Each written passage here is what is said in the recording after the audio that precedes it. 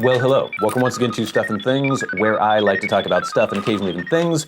I'm your good friend Bradley, and today is a very pleasant Sunday Stuff and Things. And on this pleasant Sunday Stuff and Things, we have many stuff and things to talk about. I know how much that irritates some people when I say many stuff, including upcoming videos, things that you can look forward to on Stuff and Things Plays. We will be getting into what I am reading. Some people have asked me about that recently. I wanted to get into whether or not we think, as a collective, a community, whether we think that Esoterica blends are worth it. That's kind of the main topic of the show. And then we will, of course, have lots of good questions, comments, and feedback in hashtag askstuffandthings. So let's get going. Okay, so what can you look forward to on Stuff and Things Plays? Well, first up, the next video that we'll be posting on Stuff and Things will be the first impressions video for Esoterica Peacehaven, not Stonehaven. Esoterica Peacehaven. And this one was weird, let me tell you. We just did Tilbury. I did the first impressions video a few weeks ago, did the review not last week, the week before, and I really liked Tilbury. And to me, it was an example of how, even though the Esoterica blends are very hyped up, they usually follow through with that hype, or else they live up to that hype, and I really enjoy all the blends. This one, I didn't really know what to think based on the first impressions video, so be sure to check that video out this Wednesday. And then, have you watched the Gibson versus Fender custom shop video that I posted last week? No, you didn't, probably, because I have over 40,000 subscribers and it has gotten very few views. So please check that video out. I think it's cool, very informative and interesting. And then I am planning on a new timeless style video. I haven't decided on what the item is going to be. I was thinking maybe Levi's trucker jacket, which I own already, maybe the Gloverall duffel coat, which I also own. Weighing my options. There are some things that I would like to feature on Timeless Style, but I wouldn't be able to afford to buy them myself. So we'll see. Maybe in the future I can partner up with some manufacturers and get some of these products in. But as far as things that I actually own, looking at maybe the trucker jacket or the Gloverall duffel coat. And then of course, every Monday, Wednesday, and Saturday, the Elden Ring adventure continues on Stuff and Things Plays. Please stay tuned for all these videos and more. All right, so I've had a couple questions recently about what I am reading. I'm usually reading a book at any given moment. Don't read as often as I used to back in the day before these evil devices came into my life. I do tend to watch or look at my phone or watch things on my phone when I'm having breaks and things at work more often than reading, which I always used to do, but I still always have a book going. And recently, I'm trying to remember what got me onto this.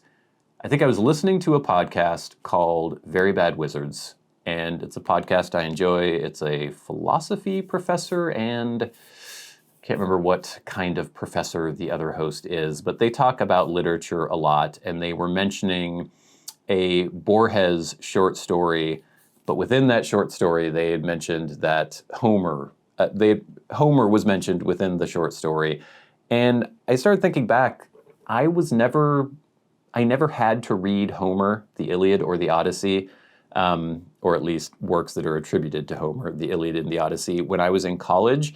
I think we read a little bit of the Iliad when I was in high school, but never even mentioned it in college, which I think is kind of odd because it's sort of the basis of Western literature. Definitely the epic story, the hero's journey, when you go into the Odyssey. And so I thought that was a huge blind spot in just my background as far as Western literature. So I started researching the Iliad because I decided I wanted to pick it up and read it. And I was trying to figure out, I don't know if any of you have the same experience as I had or have had the same experience when, like, okay, I'll read the Iliad, which version should I read? And there are so many translations of the Iliad. Some are in verse, some are in prose. The original Iliad was a poem, an epic poem, and so I thought, I want to read it in verse, not in prose. So I started looking through the options for that, and there were just so many, and it was so hard to wade through and figure out which one I should go for. I finally decided on the Richard Lattimore translation. This was written, I think, in like 1950, 1951, something like that. And it seemed to be well regarded. Many people say that it is very close to the original Greek. It is written in verse. I think it's written in meter as well. We'll get to that because I haven't actually gotten to the actual play yet, or not play, but the actual poem. And I also picked up the Fagles translation, and I was going to compare the two. I actually wrote a Twitter message to Very Bad Wizards, the podcast, and they didn't get back to me, or I had already purchased these books before they got back to me, but they recommended the Lombardo translation. So there's just all sorts of different translations. I picked up the Lattimore one, and I've started reading it, and I'm really enjoying it so far, but I've only been into the introduction. There are hundreds of pages, well, not hundreds of pages. There are about 100 pages of introduction and translator's notes before you get into the actual poem. And I'm really enjoying that. I love the context in which they place the Iliad and the Odyssey. I love the idea. I'm a huge fan of history and just sort of traditions that have come down through hundreds of generations. And knowing that best estimate places the at least compiling of the Iliad around 800 BC, but it's being written about a time period that's maybe around 1200 BC. So knowing that there are around 3,000 years worth of history just in the palm of your hand when you have a book like this, and this uninterrupted tradition of literature going back that far, I'm fascinated by ancient cultures and ancient civilizations. I started looking into Gilgamesh as well, and just, ancient Samaria and Mesopotamian civilizations, and just the spread of Greek culture throughout Asia Minor and in Anatolia, and just all of these things. So it's been slow going reading through this intro because it deals with all those things. And so then I go off on a rabbit hole looking into all these other things that I've, been peripherally aware of and things that I've looked into in the past, but I'm kind of doing it all again now. So once I get into the actual poem, I will tell you what I think, but so far the intro has been extremely fascinating, and I'm really interested. Makes me want to read more history, and yeah, I'm looking forward to reading the Iliad, to seeing. I know the story, basically. I think most of us do. If you're from the West or in Western culture, you know what the story is about, but I'm really interested just to see how it is as a piece of literature. So I will keep you posted on that. My reading of the Iliad by Homer, maybe. It's attributed to Homer. But now, gang, are the Esoterica blends produced by J.F. Germain and Son worth it? When I first started getting into the pipe hobby, I think the one blend that I kept hearing about the most often, as far as maybe people would put up options for best blend ever, Esoterica Penzance kept being mentioned. And I don't know how long it was until I got my first tin of Penzance. I think back then I could still get stuff shipped to me in Washington, and so I went on to a couple retailers and was on the waiting list for Penzance and a couple other Esoterica blends. And I finally got a couple tins through them, through that. And when I first tried it, I was very impressed. I didn't have... Back then, I don't think I had quite the breadth of experience with different blends to really put it into context, but I really liked it. I still really like it. I still have some put away. It's aged now, so it's not quite the same as having a new tin. But whenever I try it, it's delicious. And I've had other blends by them. I've had Stonehaven, just reviewed Tilbury. What is the other one? I always confuse Dunbar and Durbar. Which one is which, but it's another blend from Esoterica. I've had several of their blends, and every single one I've had, we'll see about Peacehaven, but every other single one I've had of theirs has been delicious, impeccably crafted, really well made, expertly blended. They've just been great. But are they worth the hype? And I think nowadays that hype is maybe dwindling a little bit, because I think as with many things in life, if something gets built up a lot, then there will always be people who want to kind of bring it down again. That's just kind of a natural reaction. I think some people are irritated at the scarcity, and so they want to believe that the thing that is so hard to get and so praised isn't actually as good as people say. You'll see that with all sorts of things. If I post a video about a Fender Custom Shop guitar, which I have, which I saved up for years and, you know, was really excited about, there's always going to be some people who say, oh, Fender Custom Shop sucks. They're no better than the Mexican-made Stratocasters or Fender guitars or Squier guitars made by Fender. I'm like, that's not true. Like, they're actually really, really good. And I can understand, I guess, the impetus of, I don't want to spend the money on that, or I want to make myself feel satisfied with what I have, which is fine. You should be satisfied with what you have, but you don't have to tear down the thing that somebody else really loves in order for you to feel satisfied.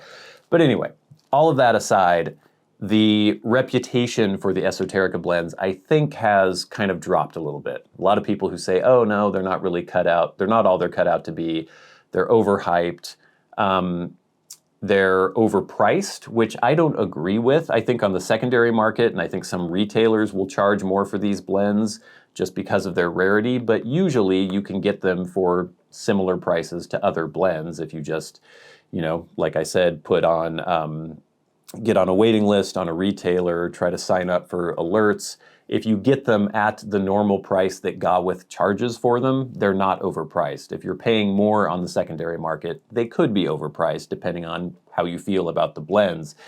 But I guess I really just wanted to take the temperature of you guys out there. If you have had a lot of experience with Esoterica blends, how good do you think they actually are? How well do you think they measure up to other blends out there? There are several GLPs blends which are mentioned as competitors for Esoterica blends. People mention Quiet Nights a lot as a competitor for Penzance.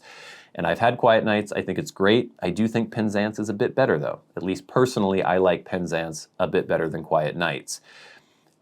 As for me, I think that the hype is justified.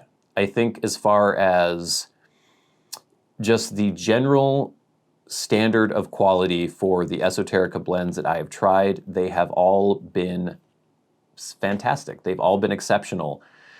Whether they are worth, you know, $50 a tin on the secondary market, I don't think so, but I don't think that's the fault of Esoterica or JF Germain. I think that's just people freaking out and charging what they can for something that is rare.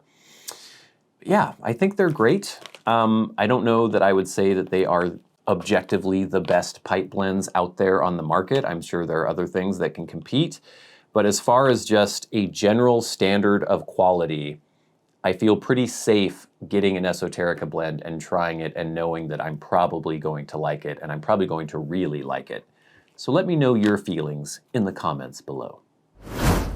But now, gang, it is time for hashtag #AskStuffandThings. Remember, if you have a question for me and you would like it answered on the Sunday Stuff and Things, tweet at SATBradley with the hashtag #AskStuffandThings. You can also write me questions via Patreon and go to the front of the line if you are a Patreon supporter. Or you can send me super thanks via YouTube and go to the front of the line. And then I also read through all the comments on my YouTube videos to pick out feedback, questions, comments, all that good stuff.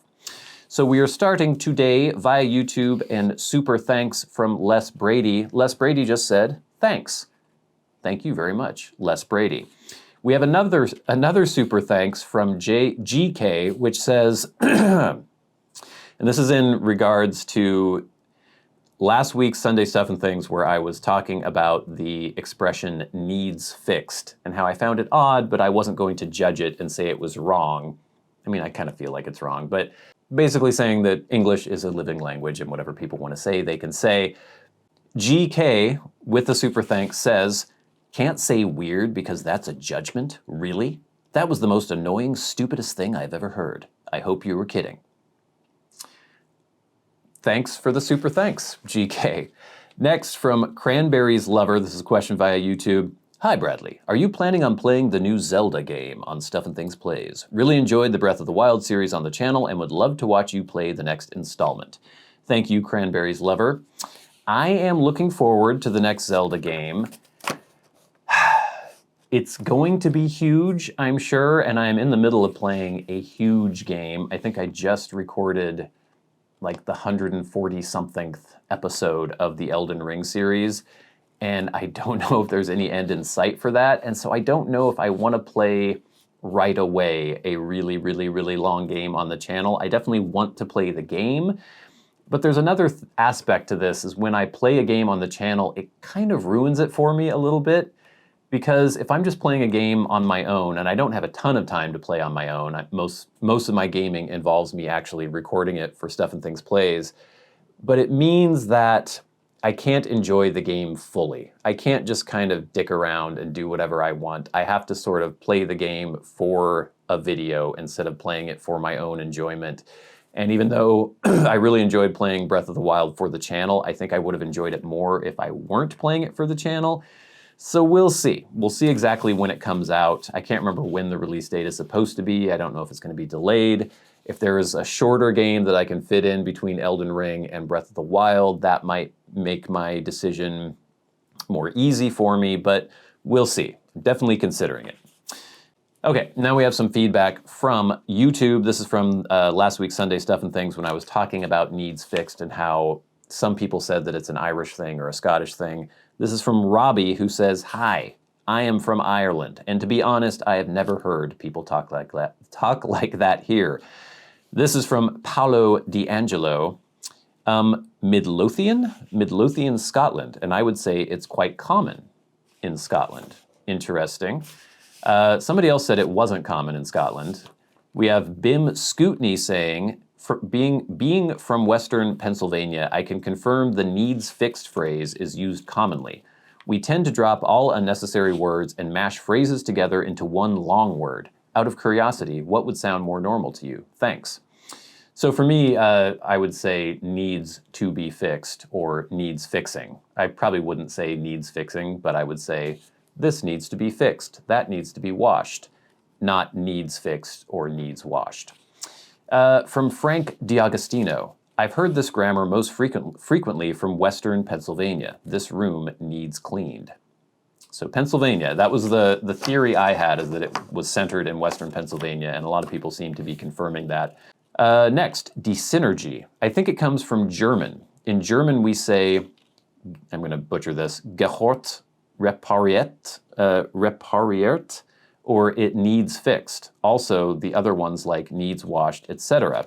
And that is interesting, because if it does come from Western PA, if that's where the epicenter is for it in the US, obviously there's a lot of German influence in Pennsylvania, the Pennsylvania Dutch, all of that stuff. So it would make sense that they were taking a German grammatical thing and it's sort of living on in English. So very fascinating. This is from Baron24601. The fixed issue is not a new phenomena. Even Shakespeare's play Hamlet addressed it. To be or not to be, that is the question. Personally, I think their grammar needs to be fixed. Very clever there. To be fixed or not to be fixed. This is from New Music ZYX. I'm starting to think, oh, okay, so this one was weird, and I had to include it. This is in reference to the video I posted several weeks ago where I was talking about 17-year-old Bradley's journey in buying the peacoat that I featured on the latest Timeless Style video. The peacoat that I got when I was 17 years old. It was a Navy issue peacoat from 1966. And I told this whole story about how I got it at a Value Village when I was 17 and how it was really expensive for me at the time and how I was waiting for it to be on sale and hiding it and all these things. And this comment came up from New Music ZYX, and they say, I'm starting to think this is a fake story. First, when you were 17, no way a jacket at a secondhand store would cost that much. The story where you bought from could be the only truth to this. Most likely, you bought it at a Value Village a few years ago. As of the rest of the story, I just think it is all made up. Yes, I'm aware about the picture. The photos of you could easily be edited. Nowadays, you can do that. I just thought this was such a weird thing to be suspicious of. Like, why would I lie about that? And why would I go to the trouble of doctoring pictures of me when I was way younger wearing that coat? I just thought that was funny. And then we have some feedback for the Gibson versus Fender video that I just posted that you should please watch. Please watch it. This is from Chris Coffey. Those P90s, the pickups on the Gibson, are like a Hemi just chomping at the bit to be opened wide up. Chris did say chomping at the butt to be opened wide up, but I think he meant bit, because that's a whole different image in the mind if it's chomping at the butt. Joshua Smith said, did I say Joshua? Joshua Smith said, awesome video and guitars. Both guitars are so great at what they do, and you play really well. Debatable, but thank you. So that helps. I believe a set neck helps with the sustain. Talking about the Gibson, has just amazing sustain, really, really loud acoustically. I prefer a low output sound that responds dynamically to one's style playing, or to one's playing style, but damn, the P90 pickups scratch an itch, don't they? Yes, they do. They scream. They're amazing. Brennan Roth says, both beautiful guitars. The great thing is that you don't have to choose, and both really excel in different areas. I've got both Fenders and Gibsons too, and they're all great guitars. I have the opposite situation where I have a cheaper made-in-Mexico Fender, Fenders and a more expensive Gibson, but my experience is the same. You aren't really losing much with the less expensive guitars, they're just different, and they all have their uses. Agreed. Thank you so much for the feedback, everybody. Please keep it coming in. I get so many good comments, so many good questions, so much good feedback, and I really want to keep that train going because it is great to interact with you in that way. But now, gang, it is time for the very best part of the show, and that is where we thank our Patreon supporters. If you would like to support the channels on Patreon, there is a link in the description box below, and it is much appreciated. Helps pay for the fancy camera filming this video, the lights that are shining upon me, things that I can purchase for review, things that I can show you on the channels. And every week, we like to thank the people who support the channels at $25 or more a month. People like Kirk Crompton, Glenn, Jason Buckner, Gloria Phillips, MDoftheNorth, David Gaudreau, Nick Papageorgio, John Tice, and Finn O'Hagan. And of course, the Maniacs, the crazy people who support the channels at $100 a month. People like Bob Magee and Ashes of the Phoenix. And we will never forget our Hall of Fame member, the dearly departed Peter Straub.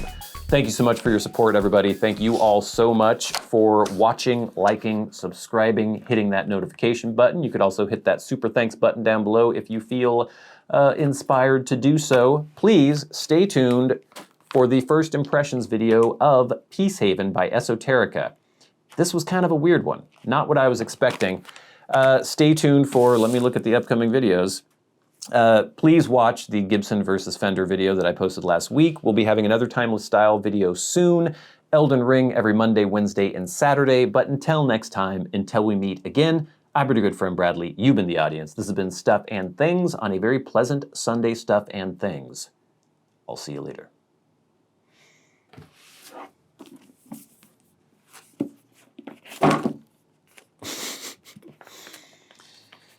Now those who sat with Priam, Panthos and Thymotes, Lampos and Clytios, Hyketion, scion of Ares, with Antenor and Ucalegon, both men of good counsel, those were seated by the Skyan gates, elders of the people. Now through old age these fought no longer, yet were they excellent, speakers still, and clear as cicadas, who through the forest settle on trees, to issue their delicate voice of singing. Such were they who sat on the tower, chief men of the Trojans, and these, as they saw Helen along the tower approaching, murmuring softly to each other, uttered their winged words. Surely there is no blame on Trojans and strong grieved Achaeans, if for long time they suffer hardship for a woman like this one. Terrible is the likeness of her face to immortal goddesses. Still, though she be such, let her go away in the ships.